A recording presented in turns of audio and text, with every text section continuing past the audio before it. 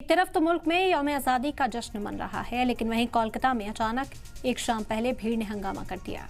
कोलकाता के आरजी कर medical college में 9 अगस्त को लेडी डॉक्टर से रेप और मर्डर के बाद मुजाहरा जारी है। पुरअमन मुजाहरे पर कल रात अचानक पुरतशद्दुद भीड़ टूट पड़ी। लगातार चल रहे मुजाहरे से किसी को कोई परेशानी नहीं थी। सैकड़ों मेडिकल स्टूडेंट्स और रेसिडेंट डॉक्टर्स अपनी डॉक्टर बेटी के लिए लड़ रहे थे, लेकिन अचानक सैकड़ों लोगों ने यहाँ धावा बोल दिया।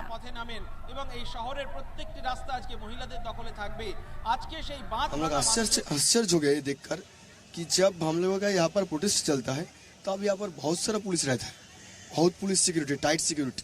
लेकिन जब ये मॉब आया और मॉब घुसने का कोशिश कर रहा था, पुलिस का नंबर सिर्फ कुछ पुलिस था।